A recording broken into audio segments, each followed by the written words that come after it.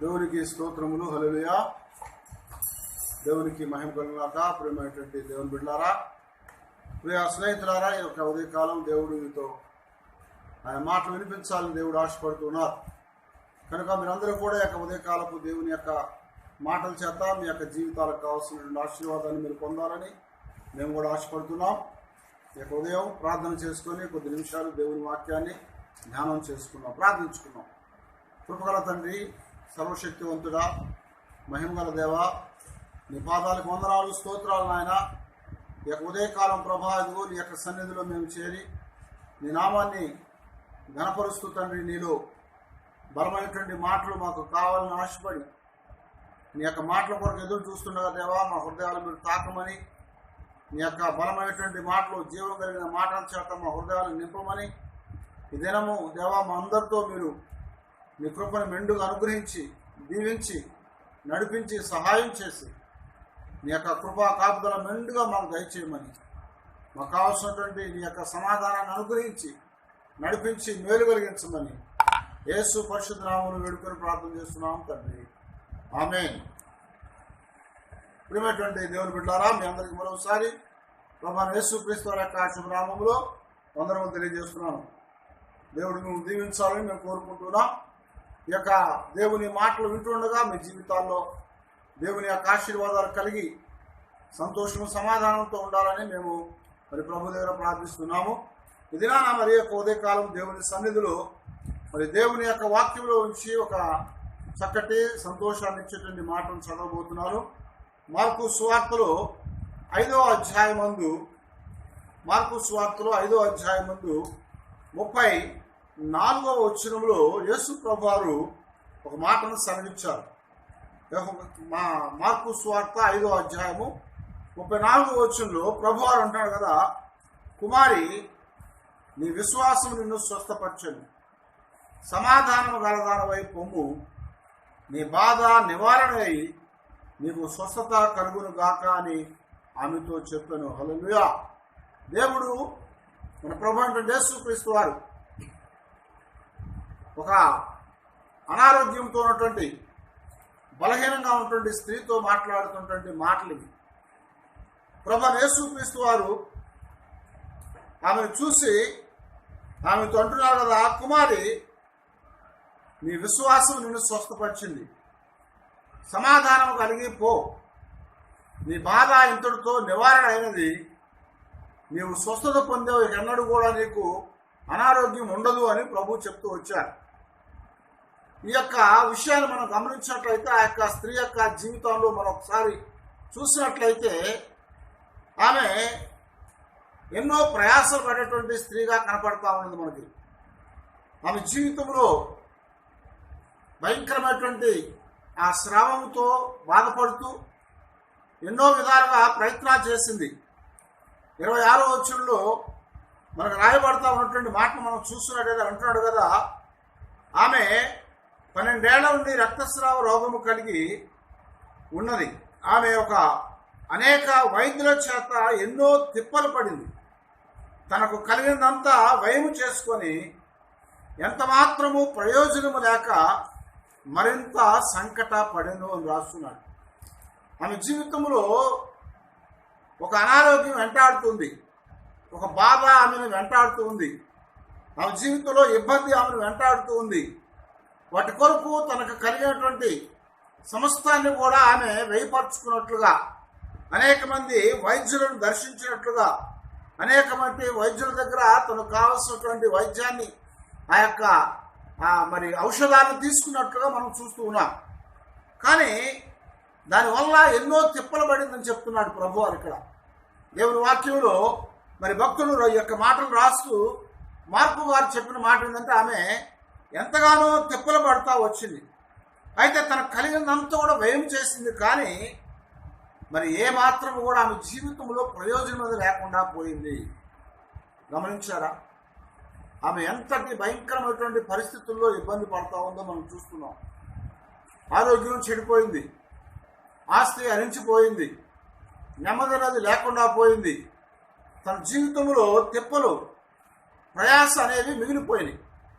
కానీ ఆమె ఒక గొప్ప కార్యాన్ని చేసింది. ఇప్పుడు అదేమిటని మనం చూసినట్లయితే ఆ కాలంలో ఉన్న వైద్యులు కానీ మందులు కానీ ఆమెకు కలిగినటువంటి వ్యాధిని నివారణ చేయలేకపోయింది కనుక వైద్యుల కంటే పరమ వైద్యులైనటువంటి ప్రభు అయినటువంటి యేసు క్రీస్తు వారి గురించి విన్నదట. ఆమె విని ఆయన ద్వారా ఆశీర్వాదాన్ని మేలుని పొందాలని, ఆమె జీవితానికి ఒక స్వస్థతని, ఆమె జీవితానికి ఒక నెమ్మదిని, ఆమె జీవితానికి ప్రయోజనాన్ని పొందాలని ఆమె ప్రభు వారి దగ్గరకు వచ్చేట్టుగా మనకి ఈ వృత్తాంతంలో రాయబడతా వచ్చింది.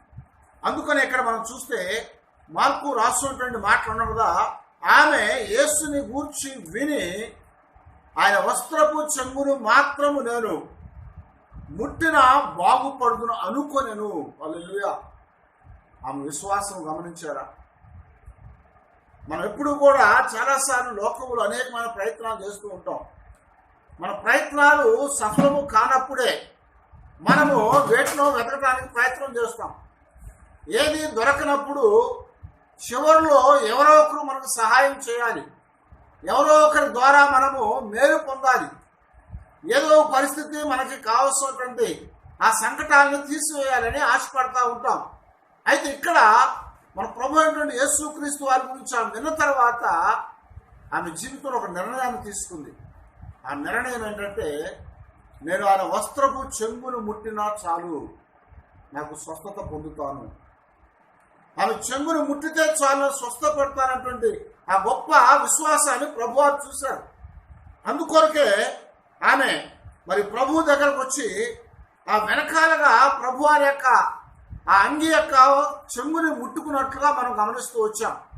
అయితే ఇక్కడ మరొక మాట ప్రభువారు కూడా జ్ఞాపకం చేస్తున్నాడు.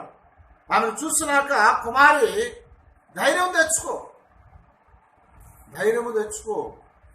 ఎందుకంటే కొన్నిసార్లు మనం సమాజాన్ని చూస్తూ ఉంటాం, కొన్నిసార్లు మన చుట్టూ ఉన్నటువంటి వారిని చూస్తూ ఉంటాం. మన జీవితాల్లో కలిగేటువంటి రుగ్మతలు, కలిగేటువంటి ఇబ్బందులు, బాధలు, కష్టములు, వాటన్నిటిలో నుంచి బయటకు రావటానికి మనకెవరూ సహాయం చేయలేనప్పుడు మనకు సహాయం చేయటానికి మన ప్రభు అయిన యేసుక్రీస్తు వారు ఉన్నారని అది ఎరిగి ఆయన దగ్గరికి రావటానికి కూడా కొన్నిసార్లు భయపడుతూ ఉంటాం. అందుకొరకే ఈ స్త్రీ ఆయన గురించి విన్నది. ఆ విన్న తర్వాత తన జీవితంలో ఒక నిర్ణయాన్ని తీసుకుంది. ఆ నిర్ణయం ఏంటంటే, నేను వెనకగా వెళ్ళి ఆయన వస్త్రపు చెంగును ముట్టుకుంటాను, కనీసం ఆయన వస్త్రపు చెంగును నేను ముట్టినట్టయితే నా జీవితంలో నేను స్వస్థత పొందుతాను. ఆమెకు కలిగినటువంటి విశ్వాసాన్ని ప్రభు చూశారు. అందుకొరకే ఆయన ప్రభు చెప్పిన మాట, కుమారి నీవు నీ విశ్వాసము ద్వారా స్వస్థ పొందావు. నీ విశ్వాసం నిన్ను బాగు చేసింది. నీ విశ్వాసము నీకు కావలసినటువంటి ఆ స్వస్థతను అనుగ్రహించింది, నీకు కావలసినటువంటి ఆరోగ్యాన్ని సమకూర్చింది అది అని ప్రభు ఆమెతో చెప్తూ, నీ బాధ నివారణ అయింది కాబట్టి నువ్వు సమాధానంగా వెళ్ళు అని చెప్తున్నాడు. ఎందుకు ప్రభువారు ఈ యొక్క మాటను సెలవిచ్చారో తెలుసా? యెషయా గ్రంథంలో 9వ అధ్యాయంలో 6వ వచనంలో మనం గమనించినప్పుడు అక్కడ రాయబడతా ఉన్నటువంటి మాటల్లో మనం చూస్తాము, యేసుక్రీస్తు వారికి ఇవ్వబడినటువంటి పేరుల్లో ఒక పేరు సమాధానకర్త, దానికి అధిపతి అని ఆయనకి పేరు ఇవ్వబడింది. యేసు ప్రభువారు సమాధానానికి కర్త అయి ఉన్నాడు, దానికి అధిపతి అని చెప్పబడతా వచ్చింది. కనుక సమాధానం ఇచ్చేవాడు, దానిని నెలకొల్పేవాడు, దానిని మన జీవితాల్లో అనుగ్రహించి మనం సమాధానంగా ఉండటానికి అవకాశాన్ని కలిగించేవాడు మన ప్రభు అయినటువంటి యేసుక్రీస్తు వారు. కనుక ఆయనకి సమాధానకర్త, దాని అధిపతి అని ఆయనకు పేరు ఇవ్వబడినట్లుగా మనం యెషయా 9:6లో గమనిస్తూ ఉంటాం. అయితే దినాన ఆమె జీవితంలో రోగ నివారణ పొందాలని, ఆ బాధల్లో నుంచి నివారణ పొందాలని, ఆమె కలిగినటువంటి ఆ యొక్క సమస్తమైనటువంటి ప్రయాస అంతట్లో నుంచి కూడా విడుదల పొందాలని, ఆమె వేయపరిచి సమస్తం కూడా పోగొట్టుకొని ఆమె ఎంతగానో మరి ఆ యొక్క యాతన పడింది కనుక ఆ యాతన అంతట్లోంచి బయటికి రావాలని ఆమె కోరుకొని ప్రభువు యొక్క సన్నిధిలోనికి వచ్చింది. ఆయన సన్నిధిలో ఆయన ఎదురుగా పట్టడానికి భయపడింది. కానీ వెనకగా వచ్చి ఆయన వస్త్రపు చెంగుని ముట్టినప్పుడు బైబిల్లో చక్కటి ఆశీర్వాదకరమైన మాట రాయబడతా వచ్చింది.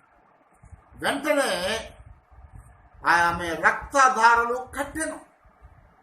అప్పుడు ప్రభువారు ఆయనలో నుంచి ప్రభావము వెడిలను చూశారట.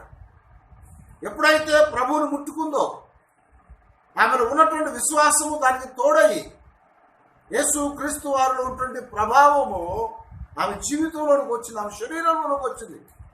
అందుకనే బైబిల్లో కూడా రాయబడతా వచ్చింది కీర్తన 93లో ఆయన బలమును మహిమను వస్త్రముగా ప్రభావాన్ని ధరించుకొని ఉన్నాడని రాసింది. ఆయన ప్రభావాన్ని కలిగిన వాడు కాబట్టి ప్రభావ మహిమలు కలిగినటువంటి ఆ ప్రభువు యొక్క ప్రభావము ఆమె విశ్వాసానికి, ఆమె యొక్క ధైర్యానికి, ఆమె కలిగినటువంటి నమ్మకము, ఆ యొక్క వెనకగా వచ్చి ముట్టినటువంటి ఆ కార్యాన్ని బట్టి ఆమె జీవితంలోనికి ఆయన ప్రభావం వచ్చింది.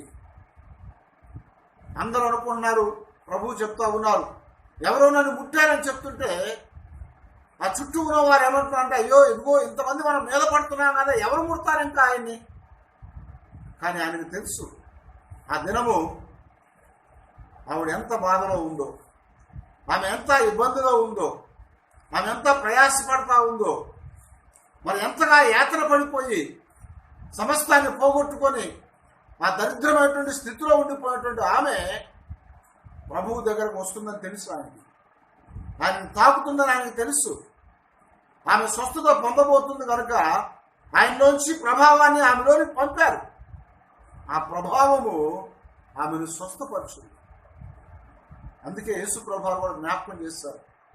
ఆ ప్రభావం ఆమెలోకి వచ్చింది కాబట్టి ఆమె స్వస్థత పొందింది కనుక ప్రభు చెప్తున్నాడు కదా, కుమారి నీ విశ్వాసం నేను స్వస్థపరచను, ఇప్పుడు సమాధానము గలదానం వైపు హల్లెలూయా, సమాధానము కలిగి నువ్వు వెళ్ళు అని చెప్తున్నాడు. ఎందుకంటే నీ అసమాధానం అంతా తీసివేశారు.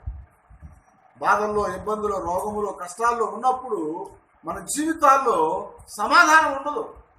కానీ ప్రభువు దగ్గరకు వచ్చినప్పుడు, ఆయన సన్నిధిలో చేరినప్పుడు, ఆయన స్పర్శను మనం కలిగినప్పుడు మన యొక్క ప్రతి ఒక్క వ్యధ అనేది తీసివేయబడుతుంది. ప్రభు మనకు తన సమాధానాన్ని ఇచ్చేవాడుగా ఉన్నాడు. అందుకనే యోహాను సువార్త 14వ అధ్యాయం 1వ వచనంలో ప్రభు వారు సెలవిచ్చిన మాట, ఇదిగో మీ హృదయంలో కలవరపడొద్దు, మీ హృదయాల్లో కలవరపడొద్దు, దేవుని యందు నమ్మకం ఉంచారు, నా యందు కూడా విశ్వాసం ఉంచండి ప్రభువు చెప్తారు. కారణం ఏంటంటే కలవరాన్ని తీసివేసేవాడు ఆయన, కలిగిన భయాన్ని తీసివేసేవాడు ఆయన, ప్రతి విధమైనటువంటి రుగ్మతలో ఉంచి మనల్ని విడిపించి సమాధానం ఇచ్చేవాడు ఆయన.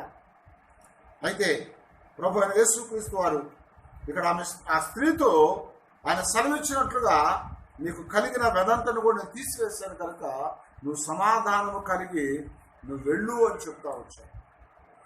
ఆమె జీవితంలో ఎన్నడూ పొందని ఆనందం పొందింది, ఎన్నడూ లేనటువంటి ఆ యొక్క సమాధానాన్ని ఆమె ఇప్పుడు పొందుకుంది.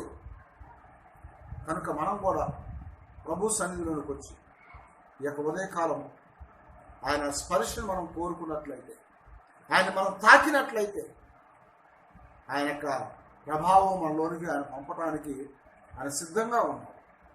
ఆ ప్రభావం అనేది మన జీవితాల్లో ఉన్న సమస్తమైన వాటిని సరిచేసి ఆరోగ్యాన్ని కలిగిస్తుంది, అనారోగ్యాన్ని తీసివేస్తుంది, ఇబ్బందుల్లోంచి విడుదల కలిగిస్తుంది, అసమాధానంలోంచి సమాధానం కలిగిస్తుంది, దారిద్ర్యంలోంచి దీవెన కలుగు చేస్తుంది.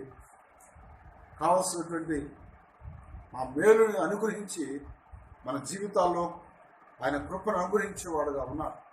అందుకనే బైబిల్ గ్రంథంలో మరొక మాట మరి కొలసీ పత్రికలో మనకి ప్రభు మరి పౌలు గారి ద్వారా జ్ఞాపకం చేస్తాడు. 3వ అధ్యాయం 15వ వచనంలో ప్రభు ఆయన సెలవిస్తూ అని చెప్తున్నాడు కదా, ఇదిగో మరి మీ హృదయాలకు నేను సమాధానం ఇస్తున్నానని చెప్తున్నాను.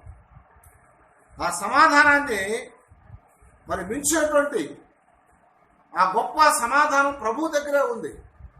కాబట్టి ప్రభు మనకిచ్చేటువంటి ఆ సమాధానం మనం పొందిన వారమై ప్రభువులో సంతోషంగా మనము ముందుకు సాగాలని ప్రభు మనల్ని కోరుకుంటూ ఉన్నాడు. కనుక ప్రభు ఇచ్చేటువంటి సమాధానం ఎలాంటిదో తెలుసా? సమస్తమైనటువంటి జ్ఞానానికి మించేటువంటి సమాధానం అనేది సమస్తమైన జ్ఞానానికి మించిందని ఇక్కడ పౌలు గారు మనకి తేటగా సెలవిస్తా వచ్చాడు. సమస్త జ్ఞానమునకు మించేటువంటి సమాధానాన్ని దేవుడు మనకిచ్చేవాడుగా ఉన్నాడు. కాబట్టి జ్ఞానానికి మించిన సమాధానం డాక్టర్స్ అందరూ కూడా, ఆ దినములు వైద్యులందరూ కూడా వారికి కలిగిన జ్ఞానాన్ని బట్టి ఆవిడికి వైద్యం చేశారు, కానీ పనిచ్చలేదు. అయితే ప్రభు దగ్గరకు వచ్చినప్పుడు, ప్రభు స్పర్శను, ఆయన తాకిడిని ఆమె పొందినప్పుడు ఆమె జీవితంలో సమాధానం వచ్చింది. కనుక ఉదయం మనం కూడా ప్రభు దగ్గరికి వద్దాం.